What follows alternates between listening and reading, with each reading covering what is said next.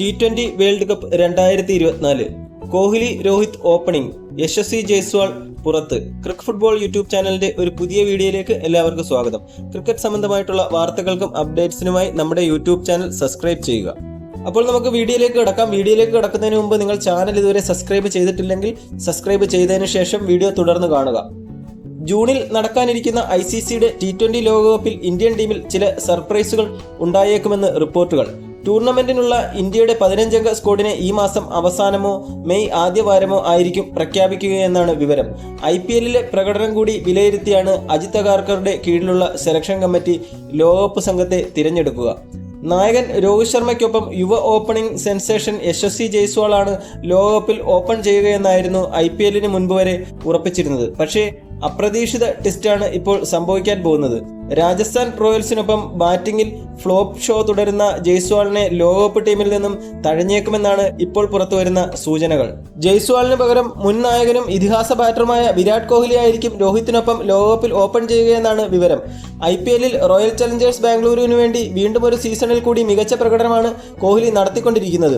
7 മത്സരങ്ങളിൽ നിന്ന് 72.20 ശരാശരിയിൽ 147.34 സ്ട്രൈക്ക് റേറ്റിൽ 361 റൺസ് അദ്ദേഹം അടിച്ചെടുത്തു കഴിഞ്ഞു. ഒരു സെഞ്ചുറിയും 2 50യും ഇതിൽ ഉൾപ്പെടും. ഇന്ത്യക്ക് വേണ്ടി സ്ഥിരം 3-ാം നമ്പറിലാണ് കോഹ്ലി കളിച്ചുകൊണ്ടിരിക്കുന്നതെങ്കിലും ഓപ്പണിംഗിലും തിളങ്ങാൻ സാധിക്കുന്നയാളാണ് കോഹ്ലി. ഈ കാരണത്താൽ തന്നെയാണ് ജയ്സ്വാളിനെ തഴഞ്ഞ് കോഹ്ലിയെ ഓപ്പണിംഗിലേക്ക് കൊണ്ടുവരുന്നതിനെക്കുറിച്ച് ഇന്ത്യ ഗൗരവമായി ആലോചിക്കുന്നത്. കോഹ്ലി ഓപ്പൺ ചെയ്യുന്നതിനെക്കുറിച്ച് BCCI ഒഫീഷ്യലും ഒരു ദേശീയ മാധ്യമത്തോട് അടുത്തിടെ പ്രതികരിക്കുകയും ചെയ്തിരുന്നു. വിരാട് ഓപ്പൺ ചെയ്യാനുള്ള സാധ്യത തള്ളാൻ കഴിയില്ല. മറ്റൊരു താരത്തെ ഉൾപ്പെടുത്താൻ ഇത് സഹായിക്കുമെന്ന് ടീം മാനേജ്മെന്റിന് തോന്നുകയാണെങ്കിൽ കോഹ്ലി തീർച്ചയായും ഓപ്പണറായി തന്നെ കളിച്ചേക്കും. ബാറ്റിംഗ് പൊസിഷന്റെ കാര്യത്തിൽ എവിടെയും കളിപ്പിക്കാവുന്ന ആളാണ് കോഹ്ലി. RCBക്ക് വേണ്ടി സ്ഥിരമായി അദ്ദേഹം ഓപ്പൺ ചെയ്തുകൊണ്ടിരിക്കുകയാണ്. ഇക്കാരണത്താൽ തന്നെ കോഹ്ലി ഓപ്പണറാവുന്ന കാര്യത്തിൽ ആർക്കും സംശയമില്ല.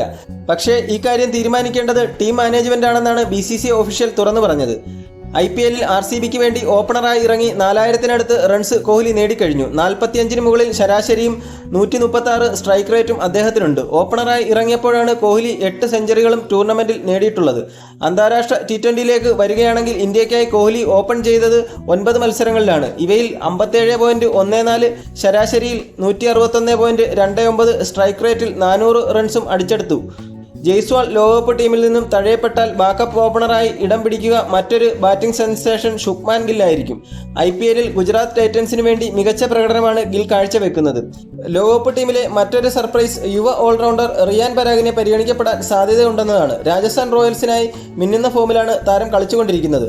ടൂർണമെന്റിലെ റൺ വേട്ടക്കാരിൽ 318 റൺസുമായി പരാഗ് 2-ാം സ്ഥാനത്തുമുണ്ട്. നിങ്ങളുടെ അഭിപ്രായത്തിൽ T20 വേൾഡ് കപ്പിലെ ഇന്ത്യയുടെ ഓപ്പണിംഗ് ജോഡി ആരൊക്കെയായിരിക്കും? കൂടാതെ ഈ IPL കിരീടം നേടാൻ സാധ്യതയുള്ള ടീം ഏതാണ്? നിങ്ങളുടെ അഭിപ്രായങ്ങൾ കമൻറ്റ് ബോക്സിൽ രേഖപ്പെടുത്തുക. കൂടാതെ ഇന്നത്തെ വീഡിയോ ഇഷ്ടപ്പെട്ടെങ്കിൽ ലൈക്ക് ചെയ്യുക.